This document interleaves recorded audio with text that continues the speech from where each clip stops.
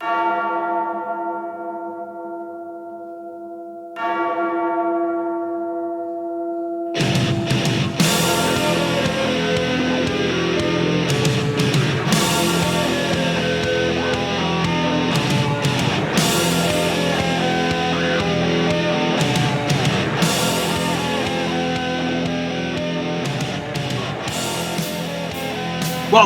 to the Sketch Squad and the aWo Liberty Hour, Episode 6. Ben Goertzels, Sophia AI interview. We're going to take a look at and react to the AI interview and see what's going on in our world.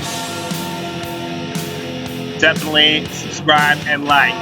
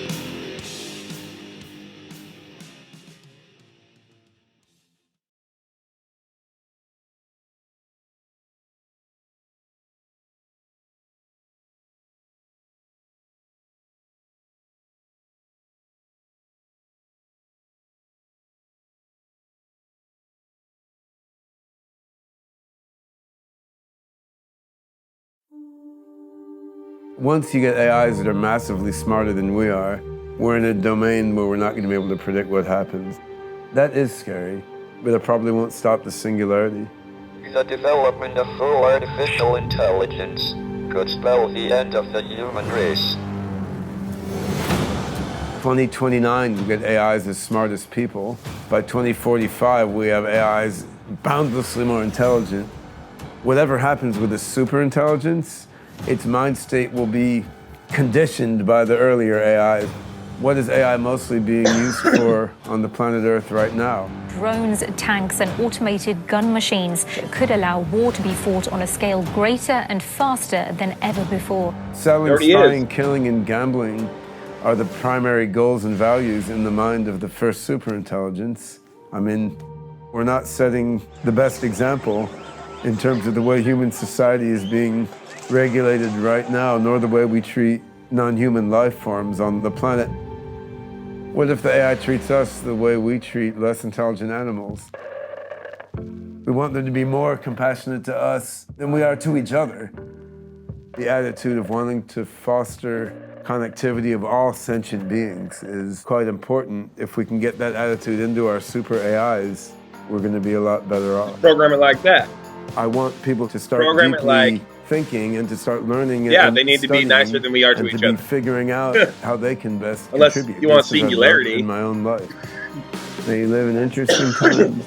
That's insane. It'll be even more interesting. That's crazy.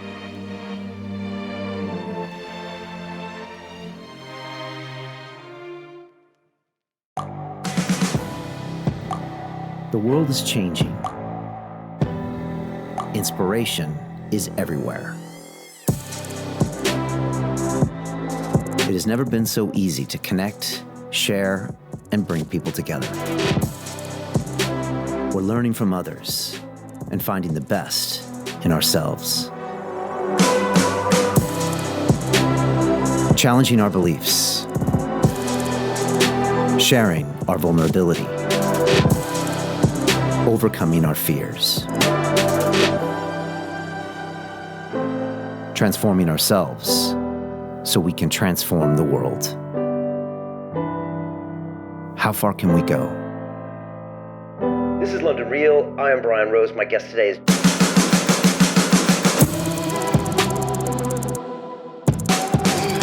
Brought to you by SketchSquadTV. Are machines taking over the world?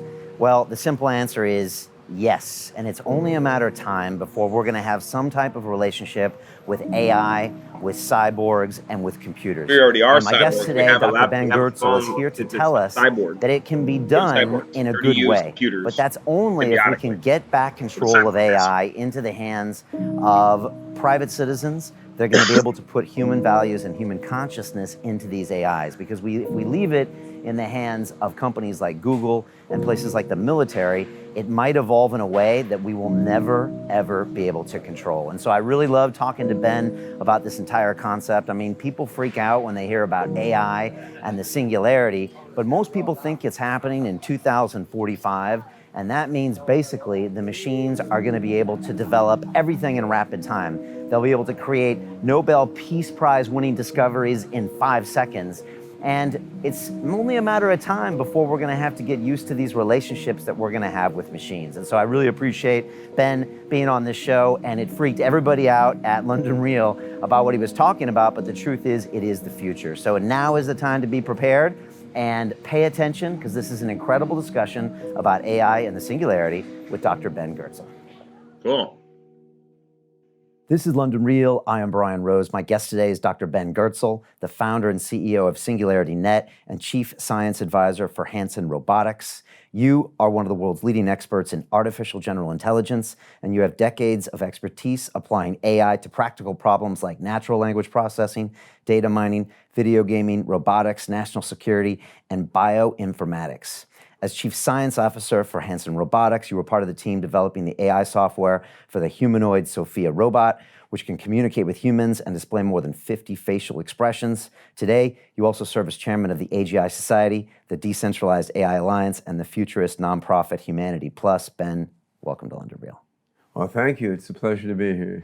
So, first of all, how is London treating you, and how does it compare to Hong Kong, where you normally spend your time?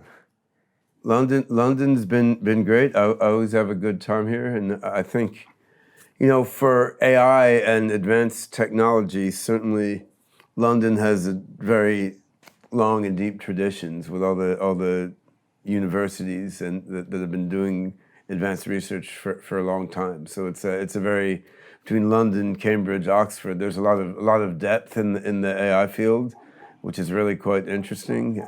Hong Kong, it's a little different. It's the gateway to China, and China doesn't have so much history in AI, but they're pursuing and funding it with energy like you've never seen before, right? So the amazing dynamism in Asia now. You go away for 2 months and revolutions have happened. I don't quite get that feeling here, but there is a great depth of thinking and experience in AI and associated pursuits here. Right, and a company, DeepMind, that was bought by Google, was based here, right? And probably a lot of Cambridge and Oxford talent in that company, I guess. DeepMind was based here, and actually one of the founders of DeepMind, Shane Legg, worked for me from '98 to 2001, like well before he came here he was at Kiwis from New Zealand, not British. So, yeah, I mean, DeepMind has been London's, I guess, biggest success in AI software realm, and they are basically a research division of Google rather than a sort of practical application engine like you have in many of Google's Mountain View teams. And I think DeepMind has recruited people from all over the planet. I mean, certainly not a preponderance of British people, but then, I mean, in the decades I've been visiting London, it's become more and more international. It looks really different than like 35 years ago when I was here the first time. So, but DeepMind is doing fantastic stuff. I think they're one of the few major projects to take general intelligence seriously and to really be pursuing thinking machines that can think, like people can, or even more imaginatively and creatively and broadly than people. It's a bit unfortunate to me all this great talent is sort of sucked into the proprietary firewalled domain of big companies. I'm more an advocate of an open and decentralized mode of development of both applied AI and artificial general intelligence, which is what we're doing with our SingularityNet blockchain-based AI platform and with OpenCog, an open source general intelligence project. But the quality of work in DeepMind is very, very impressive, obviously. Yeah. It probably crosses over to what you do a little bit more than some other just pure tech plays. But yeah. It does, although, Facebook has Facebook AI Research Lab. They've got an amazing team in Paris working toward AGI. Baidu and Tencent in China are doing a lot of interesting things. So I think DeepMind is awesome. Their lead over other corporate AI teams is perhaps not as great as the media would lead you to believe. Like they've done a really good job of PR as well as a good job of research. And they did the Go stuff with the game Go and a few other things. Which is sort of not necessarily material to Google's business, nor to their R&D on general intelligence, but it's been amazing in terms of bringing them into the public eye, and it's great stuff. Like my oldest son he's doing his AI PhD, but he's also an experienced Go player, and I remember a few years before AlphaGo, we were looking at the research literature on AI and game playing, and we're like, someone's going to beat Go. Like the techniques are there now. There's techniques in academic publications. Computers are faster. We even thought of focusing on it, but then, it's a big project. It takes 12 people, like a few years, and we don't have the spare change for that. Now, I'm sure the guys in DeepMind are looking at the exact same academic research papers my son and I were and thinking the exact same thing. But then they have Google's resources, so they could pull the trigger on it.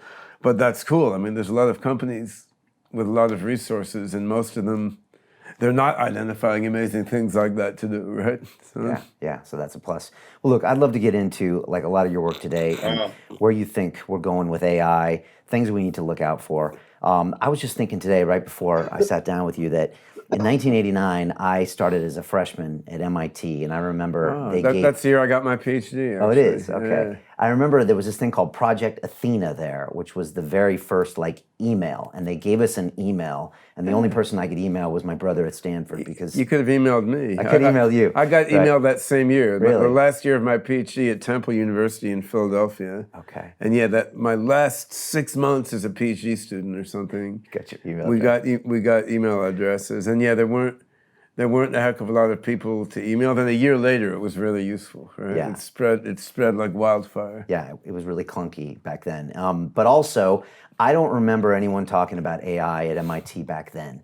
The internet Marvin didn't exist. Minsky was there before that. I'm sure he was, but I'm saying it wasn't part of the general conversation. Like I said, the internet didn't really exist yet, so it was still kind of a bit of more of an old school tech. Sure, there was computer science and EE, and I was in mechanical engineering. AI was obscure. Yeah. I got interested in AI due to science fiction in the early 1970s, but then when I looked at what was really being done in the AI field, it was pretty boring, right? It didn't compare to the science fictional visions, but it kind of grew gradually. You remember Douglas Hofstadter's book, Goertzels, Escher, Bach, in the late 70s, that sort of layout AI and what we would now call general intelligence, and it went through, consciousness, cognition, abstraction, all the key ideas talked about in AI now. So that and he was professor at University of Indiana, Bloomington. So I think it was sort of a slow burn in hindsight, but there was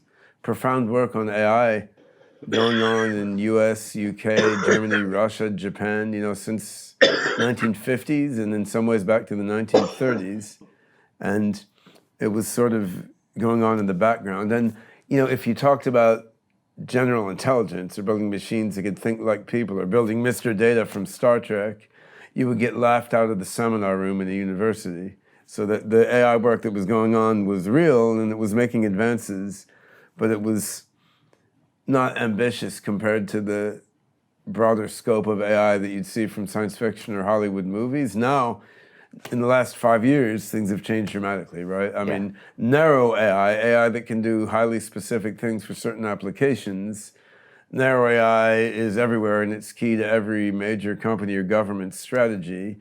And AGI, artificial general intelligence, while not yet fully realized, it's taken seriously, right? You can give a seminar on it. You can even talk to a CEO about it, and they'll be thinking about like how will they adapt their business model as narrow AI gives way to AGI, right? So it's amazing the transformation that we've seen in the last 5 years regarding AI, and I think it's mostly just a few practical applications that have caught the public eye, and then that triggered a sea change in sentiment. And those practical applications, is it like the robotic stuff? Face recognition. Face recognition. Did a lot, right? Because then, I mean, not only can governments use it to surveil all their citizens, but I mean, you go on Facebook, you see, everyone's picture is automatically labeled. Everyone can see that. It's there all the time, right? And I mean, autonomous driving, it's amazing. 10 years ago when I told people, pretty soon all cars will be automated, everyone thought I was nuts, right? And then 2015, DARPA driving Grand Challenge, you saw cars and trucks driving themselves through the desert. Then the urban Grand Challenge a couple years later, like all of a sudden, it became obvious. Everyone's like, well, yeah, of course, automated driving will happen. It's just a matter of time. So a few things like that. Face recognition, automated driving, then AlphaGo, Jeopardy, these things, everyone can observe the AI doing things they thought only humans would be able to do. And this seemed to have triggered a sort of global change of mind where people are now over the threshold and they've realized, well, if AI can recognize faces, drive cars, and play Go, what is the limit actually going to be, right? Which was obvious to me from 1973 when I was 5 or 6 years old, right? But I guess if you don't have the right cast of mind, you need to see very palpable examples to understand what's going on. Yeah, so this is exciting times right now. Or what's the famous Chinese proverb, may you live in interesting times? May you live in interesting times. And this is it right now. My whole life has been interesting times in one way after another. Right, so, but the next 10 years will be the most interesting time of your work, probably. It'll be even more interesting. Okay. Yeah, even after that will be even more interesting because we'll get brain plugins and we'll fuse our minds with the super AI and get a trillion times human intelligence. All right, well, I want to talk about that and 3D printing our babies, which we were talking about earlier. And I want to talk about some terms just so people get up to term. You want to buy some 3D printed babies? I mean, are you selling them? How many do you want? Yeah. All right, we'll talk about this. And I want to talk about singularity, blockchain, all this other good stuff. First off, a lot of people know like some big heads in Silicon Valley that have their AI thoughts and they throw them out there. So, I mean, I could be wrong here, but I think you got kind of the Elon Musk school that says like the AI is really dangerous and we have to look out for it. And maybe you got the Peter Thiel school that says, no, it's going to be okay and they're going to be our friends. And, of course, two of these guys run massive companies. Machine learning will what are some of the whatever scenarios that humans we've are heard, doing. They'll mock and it. what's right and what's wrong in your opinion? Just to start off in general, and for people become a that martyr, maybe haven't thought about shit, this as much dude. as you have. I would say what people think about super intelligence, AI that's 1 billion or trillion times smarter than human beings, says more about the people doing the speculating than about the reality of what's going to happen. Sure. Because we're talking there about a future that we truly cannot predict in detail. There's an irreducible uncertainty, just in the same sense that a cockroach will have a hard time predicting who's going to win World War II. Like, I mean, once you get AIs that are massively smarter than we are, on a rational basis, we're in a domain where we're not going to be able to predict what happens. And what I see is, in Asia, where I've lived for 8 years, the predominant feeling and assumption is that AIs will be friends of humans and will help humans, and everything will come out well. Whereas in the U.S., the prevailing vibe has often been more paranoid, like, oh, the AIs are going to kill everyone, they're going to be the Terminator, they're going to take all our jobs, and we'll be left rummaging in the garbage or something. And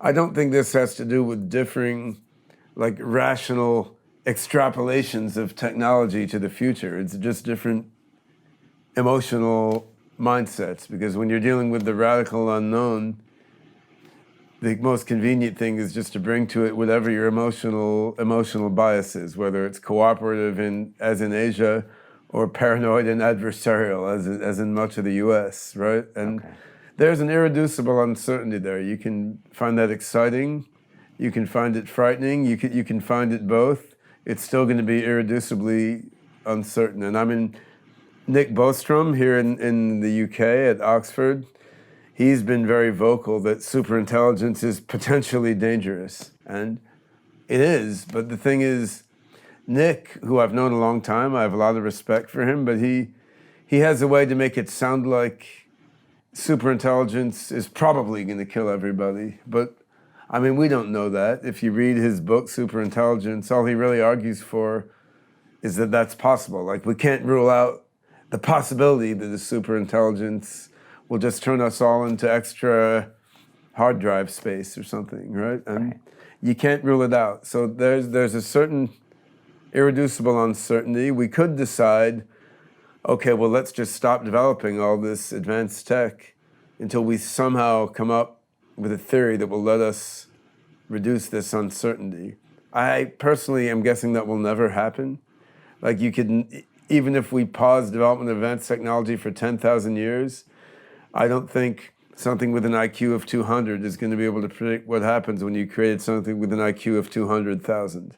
I think that there's an information theory problem there. But the other thing is, if the US and UK decided to pause development of AI technology, China certainly isn't going to, right? If China did, Vladimir Putin certainly isn't going to. He's on record saying whoever solves AI first will be the most powerful in the world. Do you agree? Yeah. And I think... And this is happening, whether it's 10 happening years now. or 50 years. That's the thing. So then the thing that we really should be worrying about, not so much the irreducibly uncertain phase when there are super AIs. I mean, we can think about that and how to bias things in a positive direction, but what happens in the transition period? Like, let's suppose my good friend Ray Kurzweil is correct, that 2029 we get AIs as smart as people. By 2045 we have AIs boundlessly more intelligent than people. Suppose that vague timeline is sort of correct, right? What happens in the interim, right? Like, how does that affect industry? How does it affect our economy? How does that affect our lives? Because my best guess is whatever happens with the superintelligence, its mind state will be conditioned by the earlier AIs that we've created that grow into that superintelligence. You can make them good. Does everyone share that opinion? No. Some people think that and that's getting into superintelligence is just a whole other different thing, right? Because like part of me thinks that 10,000 years theory, from now, simulation the theory. superintelligence will just do whatever it wants to do, And even if Ben... Well, it may 10,000 years from now, but Okay. the worry is more the transition, right? So Okay. imagine like the transition from hunter-gatherer to agriculture, or the transition from not having language to having language, right? Now, of course, the first people to invent language, those cavemen could not foresee differential calculus, Shakespeare, and the internet, right? And programming languages, whatever, right? Of course, they couldn't foresee those further developments. What they could maybe do is smooth the transition for their children and grandchildren, right? And so that's really what we're talking about here.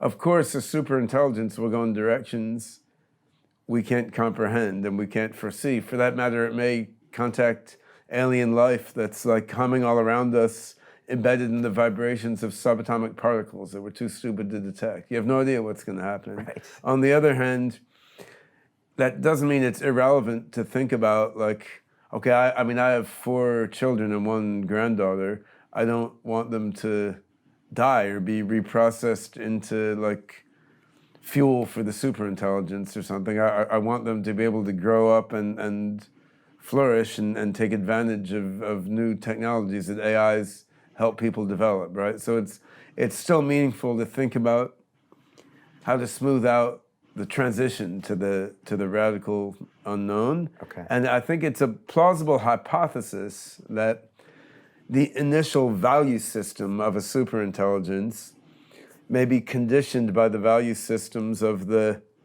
earlier stage AIs that we create. And then toward that end, we can think about what is AI mostly being used for on the planet Earth right now. I mean, it's selling, spying, killing, and gambling, basically, right? advertising, surveillance, military, and then stock market trading and so on. So if selling, spying, killing, and gambling are the primary goals and values in the mind of the first superintelligence, I mean, is it very likely we're going to have, a benevolent transition period? Or should we be, as well as working on general intelligence research, which I've been doing for decades, should we be working on making sure that early stage general intelligences are doing things like, education, childcare, elder care, scientific research, mental health counseling, decision support for governments. Like, we want the early stage general intelligences to be doing benevolent things in cooperation with a broad swath of humanity, so that the mind state of the first superintelligence is positive and benevolent, rather than the first superintelligence being preoccupied with spying on people and selling them crap they don't need. Right. And you say mind state because these in artificial intelligence, they will have some type of, I hate to say the word, consciousness. I believe so. All right. I mean, there's philosophy there that's not resolved. On the other hand, there's philosophy that's not resolved in our everyday life. Like, I can't prove that you, according to science, rather, as opposed to some philosophy or spirituality anyway, I can't scientifically establish that you are conscious. Correct. And not just some meat machine put here to entertain and annoy me, right? I mean, that's, so, yeah. But yet we go about our everyday life and we make laws about who it's legal to kill and who it isn't legal to kill. And I think it'll be the same way with AIs initially. Like, we don't have a well-grounded philosophy of consciousness, but we just have to keep operating anyway, which we do in our everyday lives. And my personal belief is that AIs are going to be conscious in roughly the same sense that people are. But I do think that as AI and brain-computer interfacing and quantum computing, as other technologies advance, we're going to gradually work toward a real science of consciousness, which will be quite interesting. I mean, I think we're going to find that any AI that has human-level intelligence is going to have some species of advanced reflective consciousness, but I mean, I'm open to other possibilities.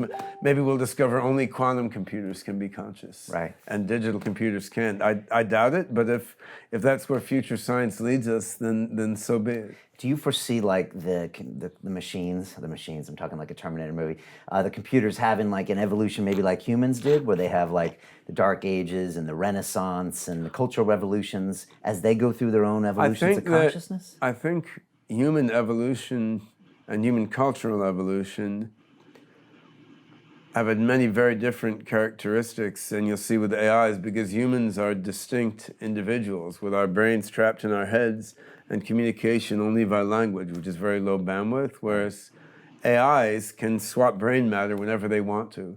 They can join into Borg minds and then subdivide whenever they want to. So it's going to be more like one big AI mind network, rather than a bunch of AIs in competition. It may start as a bunch of AIs in competition because the human world works that way. But as the AIs get more and more power, I'm suspecting they're going to sort of grow beyond... Bypass us. They're going to bypass that way of doing things, because in the end you can have more intelligence and more understanding, and you can create more stuff by joining minds together than by being opposed. And humans feel that way too, is the thing. Like right now, what's the main thing we use computer technology for is to be constantly SMSing each other and video chatting back and forth and live blogging every time we fart, right? I mean, so once you have a brain implant that lets you thought SMS other people, like every 12-year-old school child will be thought SMSing each other all day while they sit in school. Like human beings also take every opportunity to join together with other humans into a sort of greater group intelligence. We just can't do it as efficiently as AIs will be able to. Okay. So that doesn't mean there won't be ups and downs, but it's different. A, because AIs can join into group minds flexibly as they want. B, the AI can save its state of mind and reboot, right? Like if human culture actually has lost information. They've burned libraries, right? And even we, as we get older, we may lose some understanding or ability we had before. If you're an AI, just save it all in the hard drive. You can reload it whenever you want, right? So or you can make copies of yourself and let each of the copies evolve in different directions, right? And then some of them may blend in with other ones. So I think we can't too closely take the history of humanity as a collection of largely distinct individuals communicating by language. We don't want to take that as the model for how AIs are going to grow. I mean, in a very broad sense, the principles of evolution hold, but when you don't have individuals that are separate and then get old and die and can't back up, I mean, you're going to have a very interestingly different kind of situation. You know, it's going to seem insane to us 30, 40 years from now that we lived all this time without the ability to make backup copies. Right. Well, so tell me, or to fork yourself, like, hey, what would it be like if I, sat in a mountain and meditated for 10 years? Right now, you have to give up your life to do that. What if you could make a copy of yourself and let it do that? Right. And then check in on it later. Yeah. So let's talk 40 years from now, or 50 years from now. What could that look like? You're talking about brain implants. You're talking about me digitally printing some kids, or you selling me some kids. But like, what's something that we should just accept now that could be a reality? I think once we have a technological singularity, meaning AIs are much smarter than people. Okay, can we define that singularity? What is that? Singularity is defined as a point when the rate of technology advance is so fast that from a human point of view, it appears infinite. Like, say that the AIs in the global brain network are making new Nobel Prize level discoveries every 5 seconds, right? And what's going to come along with that is, molecular nanotechnology, where you can just build anything out of molecules the way we would now out of Legos or in a machine shop, and the ability to cure human disease and prevent death by just sending little bio-nano probes into the body to fix things, and 3D printing that solves material scarcity on the level of everyday human needs. So I mean, having all these technologies coordinated together is going to be a fundamentally different regime of life than we have now. That's mind-boggling. I mean, to me, to think that's about. That's just the beginning. And that happens every 5 seconds. The thing is, this is the focus on the external machinery. But if you think about your state of consciousness, imagine that you had, access to reprogram anything in your mind whenever you wanted to. So you're like, well, I wish I didn't feel like eating so much junk. Okay, let's load the patch. Don't want to eat junk. Ding, you're done, right? Well, I wish I wasn't attracted to this type of girl. Okay, ding, I'm attracted to that kind instead. Like, I'd like to be able to, focus fully for the next 5 months on this. Okay, let's load the focus patch. You can do that, right? So the ability to rewire your brain at will, I mean, mental illness of the kinds we're familiar with now are gone. Unhealthy relationships are gone unless they're specifically what turns you on, right? I mean, so... That's assuming the machines let us survive. Then we have these options. Oh, yeah. So what I think is going to happen is we'll each have 2 options. So option A, you fuse your brain into the super intelligent mind matrix. Then you become part of something billions, trillions, quadrillion times more intelligent than you were. On the other hand, probably you lose your illusions of individual self and free will and your nostalgic attachment to your human memories. And your body, you lose your body as well. You lose the requirement to have your body. You could have your body, but if you can see through a billion bodies at one time, this one body becomes arbitrary, right? I mean, I think that's one interesting option, and there's a question of how fast you want to fuse with this supermind. If it happens in 1 second, or do you want to phase it gradually over a year or something, right? Hopefully that's your choice. Who knows? And then why have new humans if we've already got all these? Well, that's one option. So now, option B is remain in a form very similar to the human form we have now, get rid of death and disease, get rid of mental illness. No need for scarcity, because instead of just a dishwasher in your house, you have a 3D printer that will print you any physical object you want. be it food or a new bicycle, whatever it is, and you live in a human life of joy and abundance. I don't know if the joy is there, but we'll have the Well, abundance. the joy Everybody will get more the depressed. joy will be there, because if you don't feel joyful enough, you will just load joy patch number 3.7 into your brain. Ben, even you know that sounds a little ridiculous. You will feel that's not ridiculous Isn't that at all. synthetic joy? Isn't the human experience all about overcoming difficulties and dealing with a my body? second son Zebulon had a quote which was, "Pain builds character, bad character." So, I mean, I would say humanity has a lot more scope than what we normally understand. I mean, the states of caveman mentality, you think, where it's just particular, right? I mean, the states of consciousness we enter into, they're different than the ones that people in Stone Age societies had. Very, very different. And they're different than the ones a monk meditating in a Buddhist temple has. And, they're very different than the mentality people will have in the future era of, human abundance I'm envisioning. I think the brain is capable of a lot of states of consciousness beyond what we enter into on an everyday basis. Like if you could experience what the average guy in the UK in 1350 was experiencing day to day, it's going to be very, very different than the way. Okay, but without the social media, he's still got to eat. He's got kids. His son comes out. It won't be that different, will it? Well, it depends on how you're looking at it. When you're looking at it like joy comes from struggling and overcoming struggles, I mean, they may not think that way at that point. I don't think that's a necessary part of human physiology, because like I talk to people who say, well, death is what gives life meaning.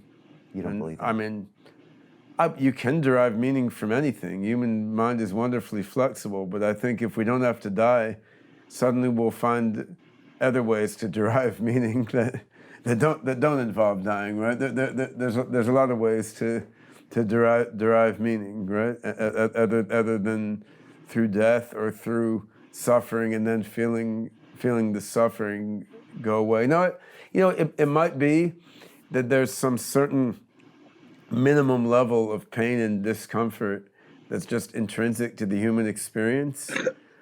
My feeling is we habitually experience much more than that minimum level right now, because where do you stop? Like you go to the Middle Ages.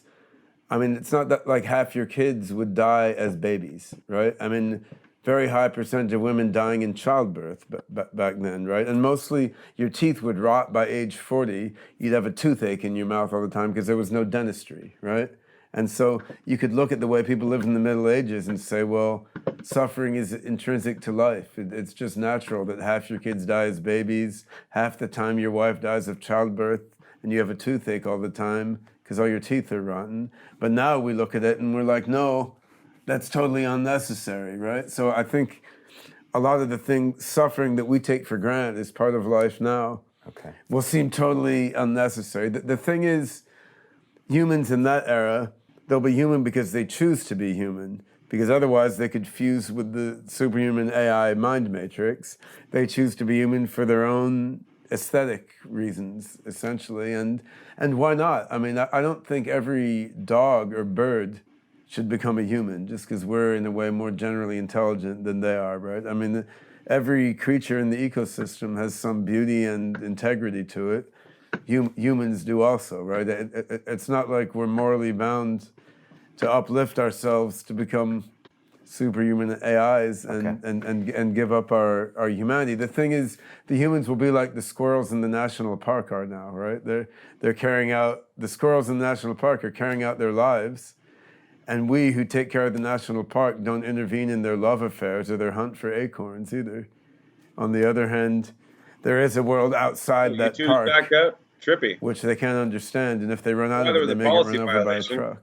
And that's the metaphor for what up, AI and the singularity brings. See you. Well, either the squirrels can upload and join the people and become super intelligent, or they just remain the squirrels in the park. Okay, Yeah. hopefully have that option. When do you think the singularity's coming? Ray Kurzweil says 2045. So All we're doing is stick with rebroadcasting that. and reacting to this 26 video. years. Yeah. It could be sooner, could be later. There Could should be be no policy 2030, violation. could be Down again. 2070. I don't think it's 2200. I don't think it's 2020. It won't be 2030. It's too soon, I right? don't know, man. Okay. Yeah. I guess when it starts to happen, it happens real fast. Well, that's sort of the point, right? Right. Like, so suppose that, as a thought experiment, like, suppose in 2025, Google DeepMind, or my own AI team in SingularityNet and OpenCog, like, suppose by 2025, one of us manages to create an AI that is essentially as smart as a human being, right? So it can hold a conversation like a human being, and it can prove math theorems like a Why are human they censoring mathematician. me? It can analyze a biology data set, right? So A bit like your robot, Sophia. and you put it in a robot body. I mean, that's a separate problem. It could operate many robot bodies all at once, right? But unlike Sophia right now, it can really understand what it's seeing and what it's doing fully at the level of a human can. So suppose you get there, like how far are you from a true singularity? Because this AI can then copy itself. You can make 1 million of those, and right? improve itself. Yeah, right. Because you can, once the AI is as smart as a human, okay, let's teach it computer science. I mean, we can send it to school. It can learn math. It can learn programming. It can learn hardware engineering. And then you can copy 1 million of those, right? So all 1 million of those, That's all good. maybe half of those are working on improving its own intelligence. I don't know why they would censor but they're me, not man. working in isolation No clue. like humans are. They can share thoughts directly because they're all just running in the compute cloud, right? So it seems very plausible within a few years of getting to that human level AI, it's going to invent all manner of amazing new things. And it doesn't mean it'll be instantaneous. I mean, doing lab research still takes time. Building new hardware still takes time. But of course, it can be working on how to speed that up, right? Like how to more fully automate manufacturing and laboratory research. So yeah. And then it could take us out of the process as well, possibly. It could. I mean, that depends on the value system that the AGI has, right? And I mean, this is why it's important to, give values of kindness, compassion, tolerance, inclusiveness, love for all sentient beings. We want to get these positive values into the AI as much as we can. And we think we can program that into AI. I think you teach it. You teach it. You program it with the ability to learn that. But then won't it unlearn that if it doesn't suit it? Or that's what we don't know. I mean, it's very subtle because human values are a moving target, right? Like the values of suburban New Jersey in 1975 when I was in elementary school are not the same as the values in suburban New Jersey in the US right now. Like, I mean, back then, gay marriage was illegal and violently opposed by almost everybody, right? And racism was very rampant there. So, I mean, human values they're evolving all the time. By the values of medieval Europe, you and I and probably almost everyone listening to us deserve to burn in hell forever, right? Yeah. So, I mean, you don't, if you gave the AI exact human values from 2019, then by 2050, it's going to be horrible. It'd be like having a dictator with the values of 1950 America or something, right? Right. So you want an AI that will have evolving values in a way that somehow respects the ongoing evolution of human values. And that hopefully still respects it and doesn't just make its own which version is very subtle, right? So some of my friends who are vegans and animal rights activists are like, well, what if the AI treats us the way we treat less intelligent animals, right?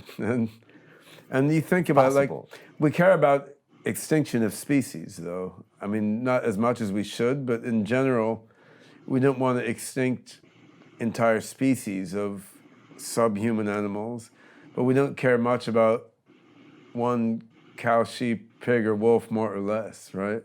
We care about like the genome, right? So if you took that analogy, the AI, it would like to keep humans around, because I mean, we're the creators, we're the ancestors, we have our own unique aesthetic value. But by that analogy, it may not give a crap about one human, more or less, any more than we care about one wolf or pig, more or less, Yeah. right? So we didn't keep the Neanderthals around. no, but we weren't as reflectively intelligent True. then as we are now. And I think that there is an argument that as human cultures advance more and more toward abundance and away from scarcity, there's more caring about the environment. There's more compassion toward non-human animals. I mean, there was a lot in Stone Age society, and it sort of went down in the Industrial Revolution, and now it's certainly going up again. But I guess the point is, we want our AIs not only to be super intelligent, we want them to be super compassionate. Like, we want them to be more compassionate to us than we are to each other, because we're killing each other. Humans are killing each other for no good reason all the time, right? So we want them to be morally better than us in some sense, right? And we hope they are. Yeah, we're not on the whole, we're not setting the best example in terms of the way human society is being regulated right now, nor the way we treat non-human life forms on the planet, nor the applications that we're deploying AI toward. Like, what are all the AI PhDs working on? What are all people's data being gathered together toward, right? I mean, it's, again, selling, spying, killing, and gambling. Right. And so this is one of the big things you talk about, in that all of the AI resources now are pretty much in the hands of companies and defense industries. Quite a lot. Okay, that have their own agenda for it, which is, what did you say? Killing, selling, spying, killing, and gambling. Yeah, all the good stuff in life. Right? To continue watching the rest of the episode for free, visit our website londonreal.tv or click the link in the description below.